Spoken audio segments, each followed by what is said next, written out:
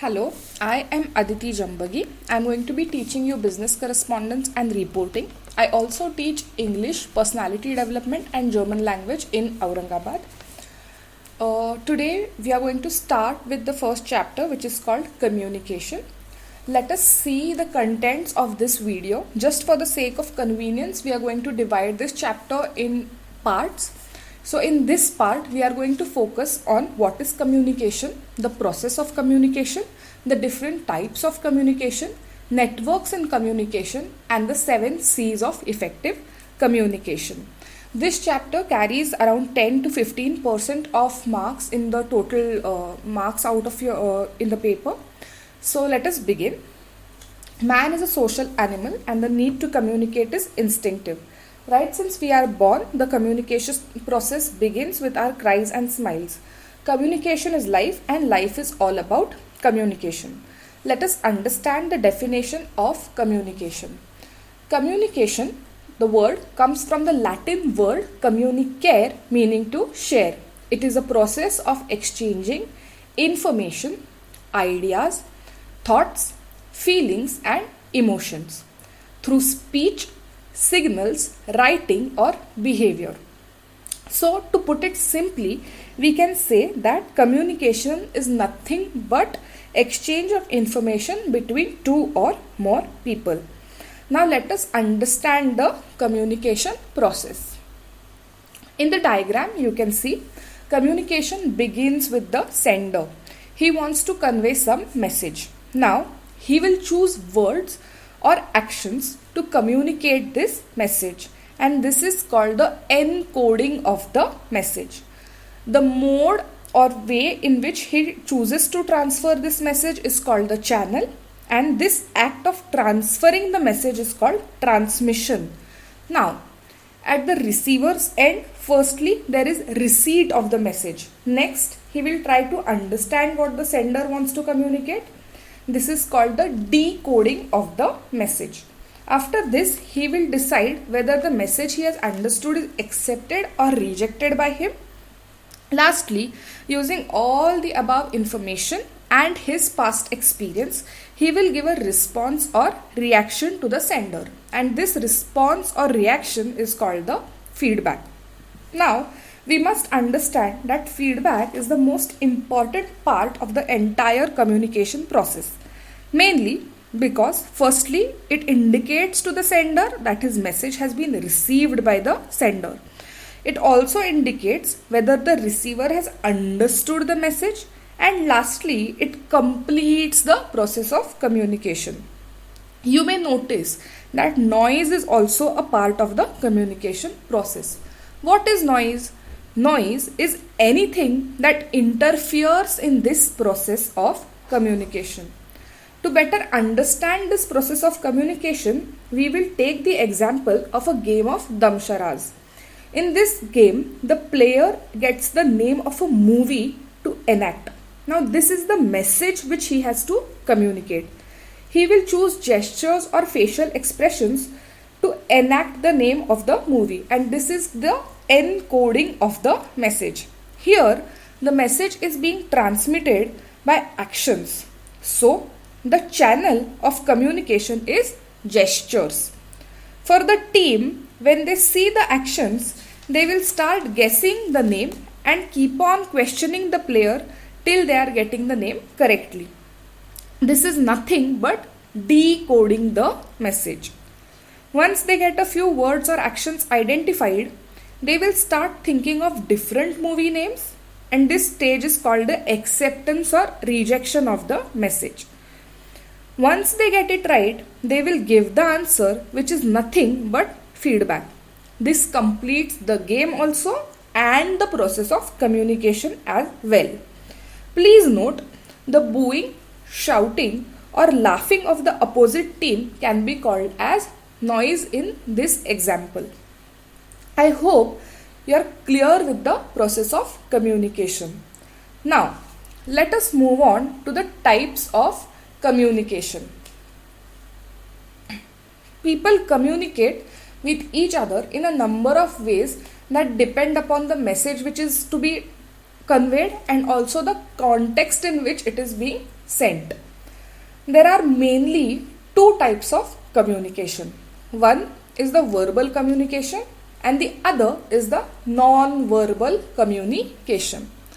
Now, verbal communication refers to the form of communication in which message is being transmitted verbally. Now, communication which is verbally means what? With the use of words. Communication can be done either by word of mouth also or in writing also. In verbal communication, we must remember the short form KISS, meaning keep it short and simple.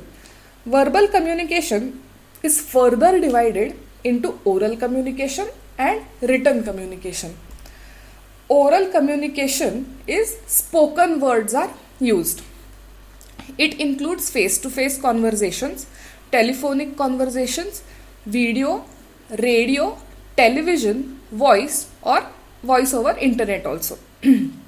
Communication is influenced by pitch, volume, speed and clarity of speaking. What are the advantages of oral communication? It brings quick feedback. In a face-to-face conversation, reading facial expressions and body language is easier.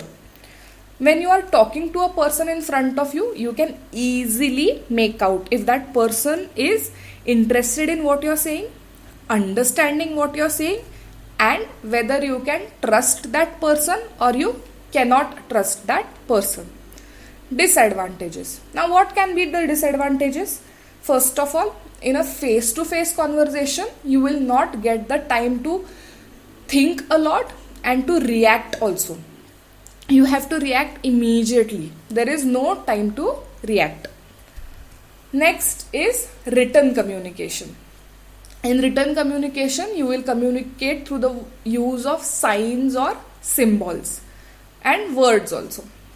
Written communication is usually transmitted by emails, letters, reports or memos and such other means. Written communication is the most common form of communication in the business world. Let us see the advantages. First of all, messages can be edited and they can be revised. Written communication is when you draft a letter or when you draft a memo or something, and then when you recheck whatever you have written, if you feel that there is some need for change in the words used or if there is a mistake, you can always edit it and change it. Now, written communication provides evidence of whatever information has been exchanged between two people.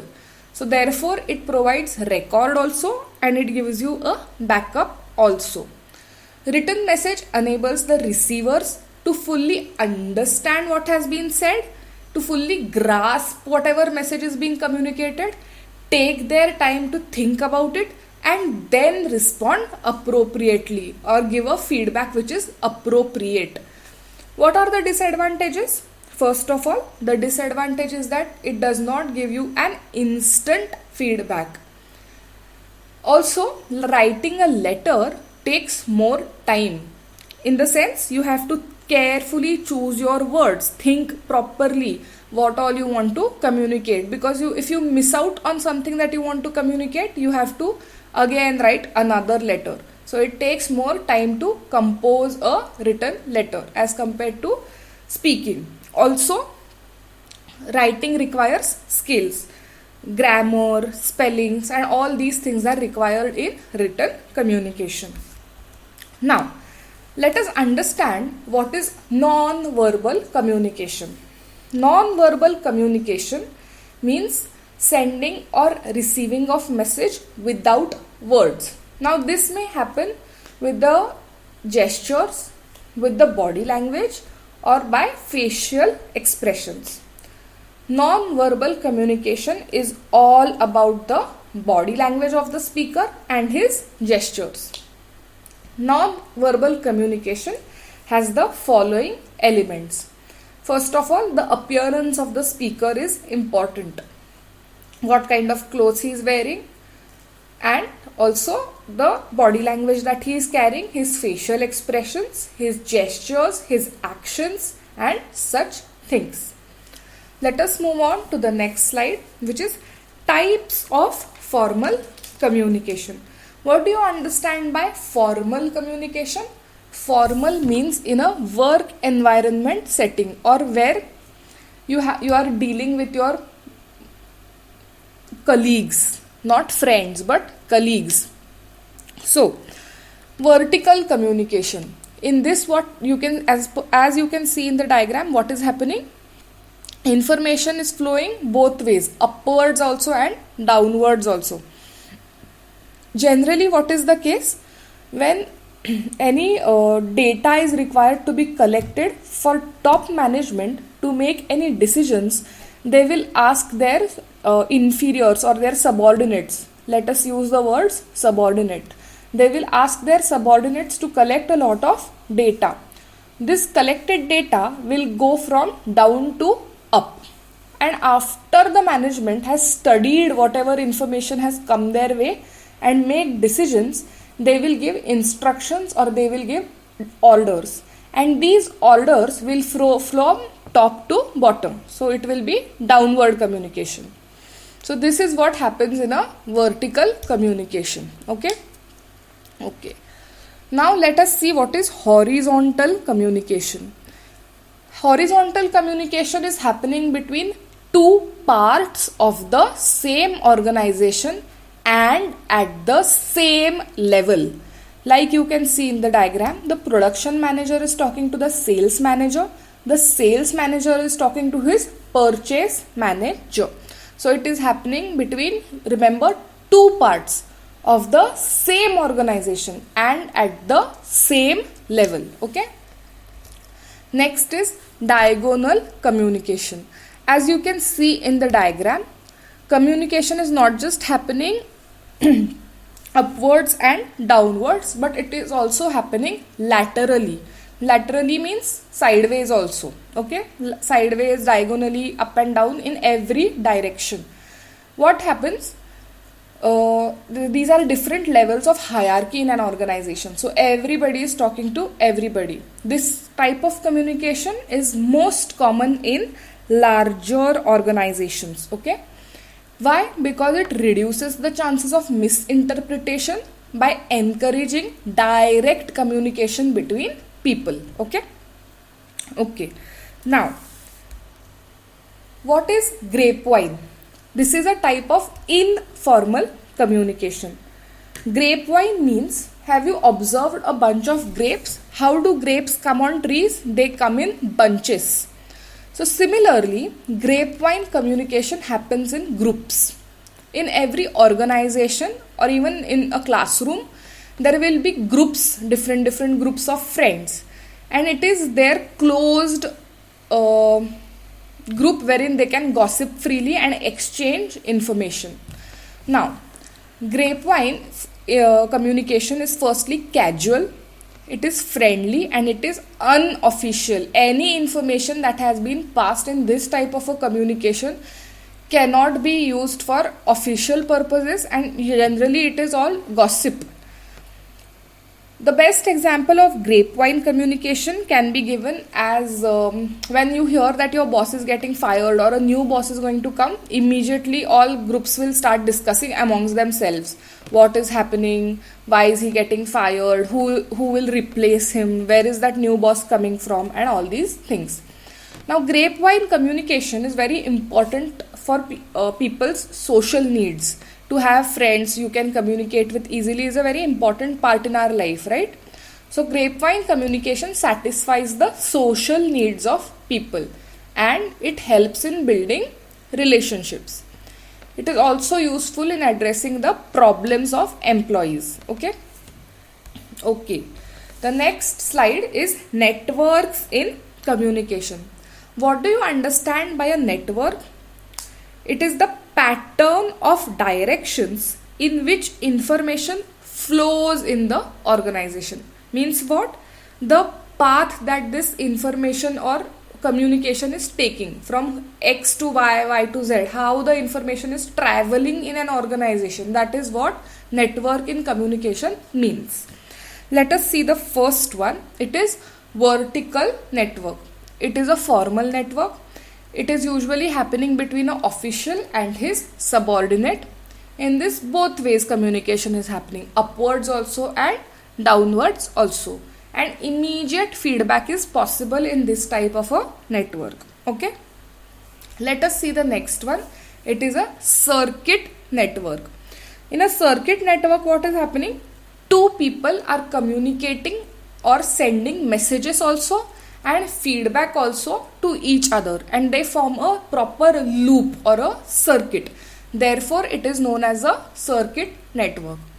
The two people interacting can be colleagues. They can be placed at same hierarchical levels in the organization. Okay. Next one is chain network. In a chain network, communication travels up and down through the hierarchy. Each person communicates only directly with the person above or below him. What you see in the diagram is A is giving information to E and B, and each of them have their own subordinates to whom they are giving information. So in a chain network, communication starts at the top and it works its way down to different levels of employees. Okay. Next one is wheel and spoke. Now in a wheel and spoke, what is happening in the diagram? A is the center of communication, and what is happening? A is giving information to all the other people, and all the other people are only and only communicating with A. They are not communicating amongst themselves. So information flows to and from a single person. Employees in the group communicate primarily with that person rather than with each other. In such type of a network, communication travels very fast, and the leader is the center for the group's communication. Okay. Next one is the star network. Now in a star network, what happens? Communication flows upward also, downward also, and lateral also. Okay. This pattern gives unrestricted access of communication amongst all the participants of the group. Okay. And it promotes participation amongst the group members. Okay. Now, there are 7 C's of effective communication. What do you understand by the term effective communication? Effective communication means that whenever a person communicates, he is able to get the desired outcome. Desired means whatever he wanted from that communication, he is able to get it. Okay. That is what it means to have effective communication. Now, how can we get this effective communication? So, there are 7 tips or 7 points that we need to remember when we are communicating. So, let us begin. The first one is clarity. What do you understand by clarity? Clarity means giving accurate information. It should pass as clear as it is in your mind to the person you are communicating it to. So clarity means accurate transfer of ideas from the sender's head to the receiver's head. Clarity is the soul of business communication. Clarity comes from clear thinking. A good message shows the idea directly and clearly. A message should always be written in simple and ordinary language for it to be clear. So how will we get this clarity in communication? What do we need to do for that? For that, you need to use common and simple language. You need to construct effective and short paragraphs and sentences. Use exact words and avoid any unnecessary information. Now, let us move on to the second point, which means completeness. A business message should be complete to bring about the desired result. A complete message is a message that contains all the facts required by the receiver to take the desired, to do the desired action or to make the correct decision. An incomplete message shows negligence also and carelessness also.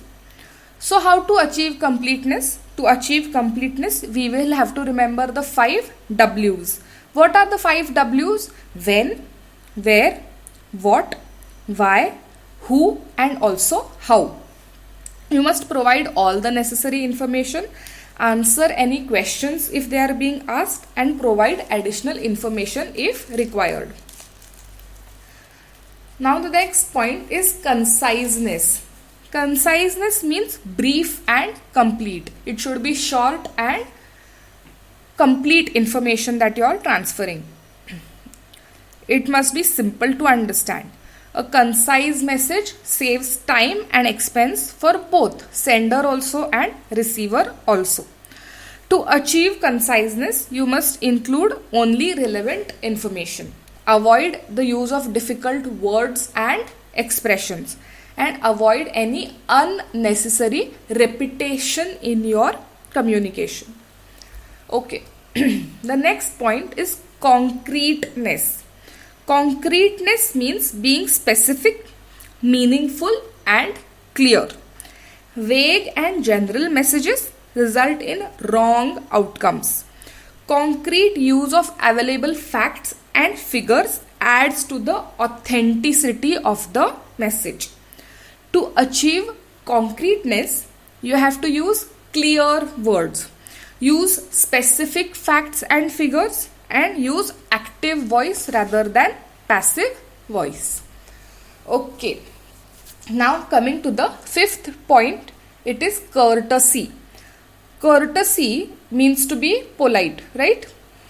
Now courtesy is the most important quality in a business message. Why? Because it shows your character, right? So courtesy means kind and politeness. It is an attitude that shows respect for others. It helps in building goodwill. To achieve courtesy in communication, you have to be sincere. Sincere means you have to mean what you are saying, right? If you are saying sorry, you must really feel it from your heart, right? So you must use expressions that show respect. Be thoughtful of what the receiver's point of view is. You must understand what the audience or what your receiver expects of you, right? And you must avoid any discriminatory language. Next one is correctness. Correctness means correct grammar, punctuation, and spelling. Now to achieve correctness, you have to check the accuracy of the facts and figures, check mistakes in punctuation, grammar, and capitalization. You have to check misspelled words and use the right level of language. What do you mean by right level of language? If you are talking to a 5-year-old, you cannot use the same language as you would use to talking to a 50-year-old person. So you must know who your audience is, so you will be able to understand how to explain what you want to say. Okay. Next and last one is consideration. Consideration means putting yourself in the place of the receiver. It means preparing every message with the receiver in mind. This mode of consideration is called the you attitude. You must focus on you, usage of the word you instead of we or me in your communication. You must be sure of the benefits of the receiver. You must consider the needs and problems of the receiver and use positive and optimistic language. There is another ingredient of effective communication. It is called listening. Now, listening and hearing are two different things. Hearing is a very simple and basic activity, whereas listening is a more complex and you can say that it is a 3-dimensional process. Why? Because listening is just not limited to hearing. It means paying attention to not only the story but also how it is told, the use of language and voice, and how the person is using his body language. In simple words, listening means being aware of both verbal also and non-verbal communication also. It is said that listening is one of the most important skill to becoming a good manager. Why do you think it is so? The thing is, listening provides you with a lot more information than you would otherwise have. Listening also helps you in earning trust and respect. The workplace is always dynamic, and employees are always stressed, or they may have some work related pressures. So, different people have different approaches to managing their stress. Therefore, a manager should be there to offer support by giving them a listening ear. And when they get this kind of assistance, they respect you and they develop trust in you, which helps in bringing about good working relationships. Listening also helps in solving problems. As a manager, if there is any issue which needs to be solved, you need to listen very carefully to connect the dots and identify what will be the best way to solve a problem. Listening also helps in resolving conflicts. Now, what happens at a workplace? People will come from different backgrounds and different cultures also, and different personalities also. So, conflicts can occur very easily. If you listen carefully, you can resolve them without hurting anybody. So, now you realize how listening and hearing are different, and why listening is a very important skill that you must develop in order to become a good manager. We will stop in this video over here. To summarize, in this video we have covered communication. What is the meaning of communication? The process of communication. Okay. We have also covered types of communication, which is verbal and non-verbal, formal and informal. We have done networks in communication, which are vertical, circuit, chain, wheel and spoke, and star. We have also done the 7 C's of effective communication, and we have also done why listening is an important activity. Okay. The next part of this chapter will be covered in another video, so please be sure to check it out.